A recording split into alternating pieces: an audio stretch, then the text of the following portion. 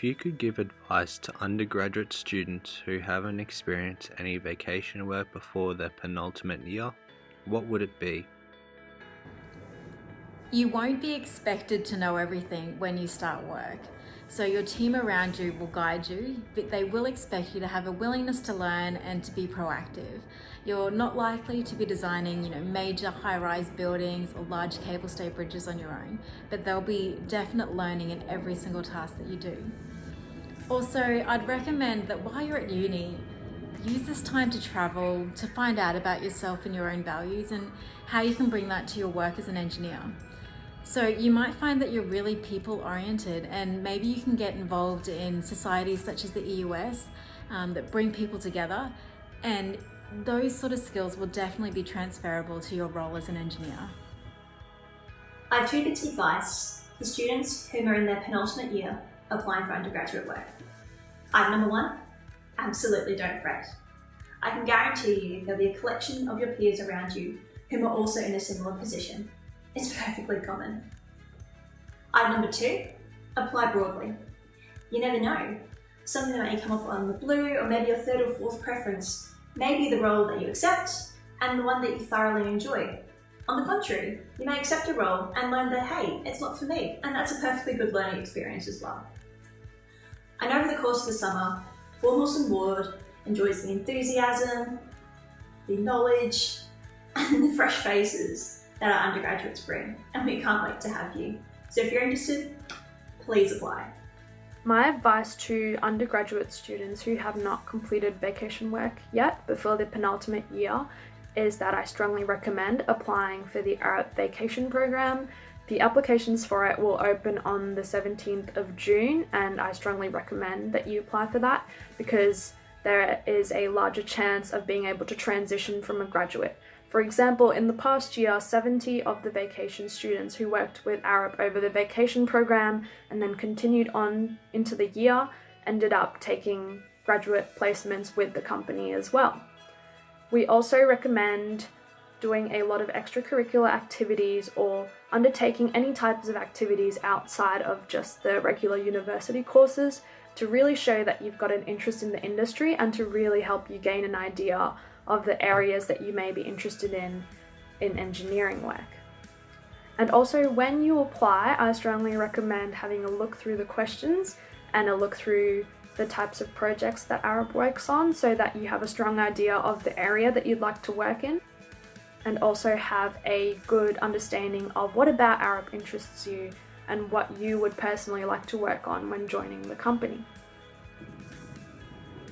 I wouldn't be too concerned by being a penultimate year student without work experience. A lot of companies will only hire you in your penultimate year, so it's probably the norm for a lot of students at that stage to not have any prior experience.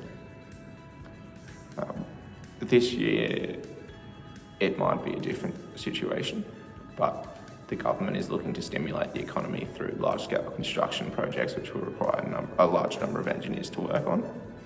And so we're seeing these be fast-tracked, and this is providing a lot of opportunities, especially for young engineers. If I was to give advice to people applying for undergraduate positions, it would be to be honest and open about your interests and skill set.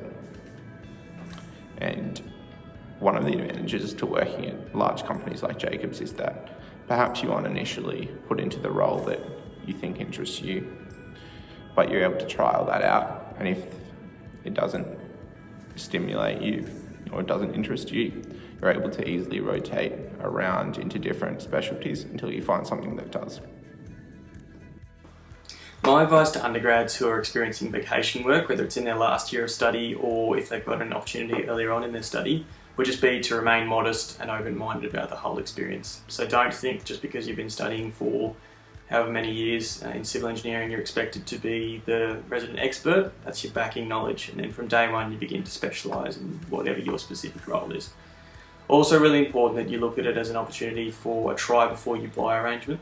So use it as a chance to further your knowledge about a company and what its niche is, where it sits in the wider community, what other companies it interacts with, including clients and consultants. but also just pay attention to where you want to go. So other companies that you like, pay attention to their employees and how they represent themselves, and start to think about how you want to be perceived as a worker in this industry long term. If you haven't experienced any form of vacation work or internship before your penultimate year, I'll definitely recommend you to start planning to do so. So the easiest thing to do right now during the pandemic is to think about the roles that you would like to work for in the future, and search up a list of companies that offers that particular role. Do some research about it. You could either read through the job description or company profile, or even talking to people who are in that position to sort of get a list of skill sets and qualities that's required for the role. I know it's impossible for you to physically talk to someone at the moment, but you can still use online resources and platforms like LinkedIn and Zoom to make that happen. You often find a lot of similarities in these job descriptions, and the majority of them aren't even technically related for an undergrad position. So now it's the time. So once you find out about this, it's time to work on those qualities and skill sets. Look at those opportunities within your reach. It could be from uni, like your casual work, or day-to-day life even.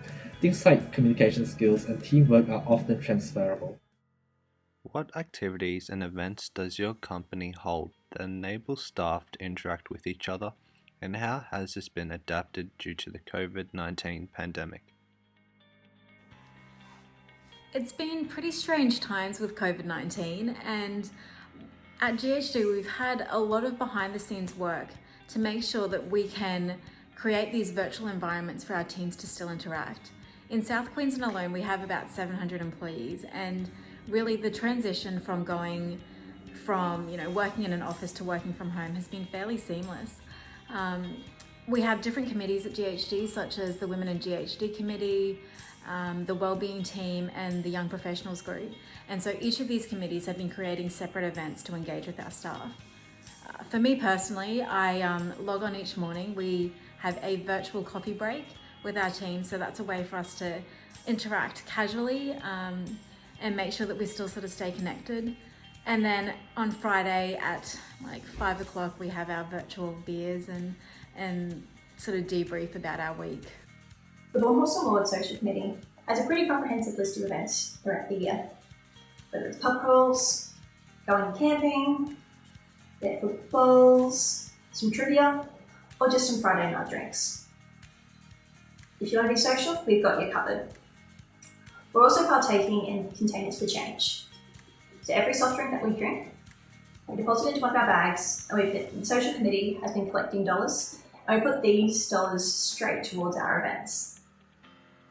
Unfortunately, whilst they may not be occurring right now, we're still informally catching up, whether it's a quick phone call here and there, or some chats after work, just so we do maintain that contact with each other. One of the other initiatives that have come out of this COVID-19 period is the Bornhorst Times. It's a couple of real short, funny snips of the struggles of working from home. Whether it's working flat out whilst lying in bed, or having your water cut off for 4 hours, or having your dog beside you whilst you're in a meeting, or else enjoying the fact that, hey, we're in a new environment, this is a bit different, this is a bit fun, connecting with each other that way. Arup has a large variety of social events which allow for staff to interact with each other. One of the most anticipated events for graduates is the Graduate Connection, which happens for graduates in the first year of their program, where all the graduates from the Australasia region are flown to one city in Australia to meet each other and participate in a bunch of team building and group bonding exercises. They also get tours of the regional office in that area, and they get to meet key figures in the company and learn what it's like to work at Arup and be a part of the company. We also have many yearly events, such as the Christmas party, which is very anticipated as well, and the Silver Bars to celebrate individuals who've completed 10 years with Arup, and the Oves to celebrate all the projects and standout individuals who've succeeded over the year. We have a lot of committees in each office. So in the Brisbane office, for example, we have the Overgreen Committee, who run a bunch of sustainability and green initiatives, the Diversity and Inclusion Committee, who focus on a number of portfolios to encourage diversity and inclusivity within the office, and they also host a bunch of events such as celebrating Harmony Day and celebrating International Women's Day. We also have regular lunch and learns, which are known as TOGs at Arup, to see what the type of work that is being done around the firm regionally, and to also learn from things which have gone well on projects. Due to COVID-19, a lot of the events have gone virtual, with a lot of social catch-ups between graduates and between the office being held over Microsoft Teams. And also team interactions and catch-ups have also become virtual, with meetings being presented online and with allocated speakers coming into live stream. So we have found ways around the current situation to make sure that people are still able to interact and meet with all other staff. So Jacobs is regular social events which allow you to mix with other graduates and other professionals outside of your immediate team. And these are run on a fairly regular basis. We also have a number of employee networks which allow you to interact with like-minded individuals from similar background or with similar interests. For example, I'm part of Jacobs Careers Network, and we're responsible for the career development of Jacobs employees. So obviously, with the COVID-19 crisis, we've had to move a lot of these social events virtually, and we've also introduced some new ones. So as part of the JCN, we've introduced daily challenges, fitness classes online, as well as just a number of meetups and catch-ups to help our members stay engaged. And these have been running all throughout the office during this pandemic.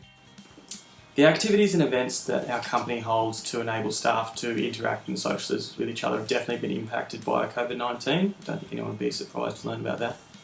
But as a very progressive company, in the last few years we've been focusing on Lendlease 2020 and our future ways of working, which has set us up well for where we are right now. So we use Microsoft Teams as our video conferencing platform, and wherever possible workers are encouraged to make video calls over audio calls, even if it's only a minor question, just to jump on the line and have a quick chat with someone. So we try and maintain that face-to-face interaction as much as possible. We also use a lot of cloud-based calendars and task lists. So we'll put things up in a cloud-based task list and we can see where each person's up to, roadblocks and things that are potentially stopping progression.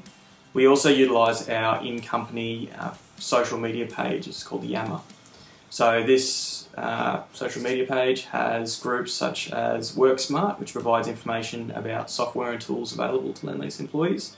So you can post questions on there and get answers from colleagues about tools that you can use in your day-to-day. But there's also some more light-hearted groups, such as Dogs of Lendlease, where people put up photos of their dogs at home, which has been a good source of humour during these times at home. Before the social distancing measures has been implemented, there's been a lot of activities going on in the office, with our usual Friday beers, our N1 pizzas, and our morning tea every now and then.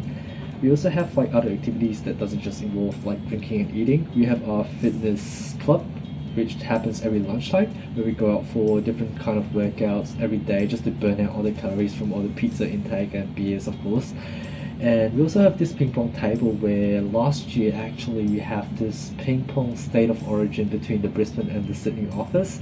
So we have this knockout selection round in Brisbane office, and the winning team gets sent over to Sydney, all expenses covered, to play against the Sydney team.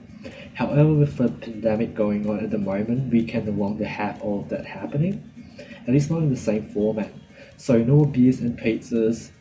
There's been the talk about virtual beers going on, but not sure how that's going yet.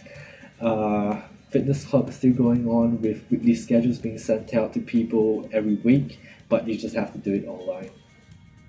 To find out more about GHD, you can visit our website www.ghd.com.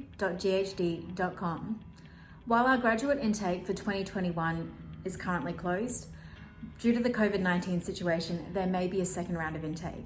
So I'd recommend that you head over to our website www.ghd.com/graduates to find out about our program. And if you're 1 year off from finishing, mark March 2021 in your diary. That's when our applications will close for the 2022 intake. As I mentioned earlier, a virtual site tour of Queen's Wharf will become available in early June. Make sure you register your interest at mail@bornhorstward.com.au. And feel free to submit your cover letter, CV, and your preference between civil and structural to that same email address ahead of time. We'll take care of the rest. If you'd like to learn more about Arup, have a look on our website to see how we're responding to the COVID-19 issue and to also see the types of projects that we work on and the different areas that we work in. Furthermore, have a look at the careers website and particularly the early careers to see what internship opportunities we'll be offering a bit later this year. If you hop onto the internships page, you should be able to see the application process, as graduate applications are closed for this year. Good luck with everything and have fun browsing.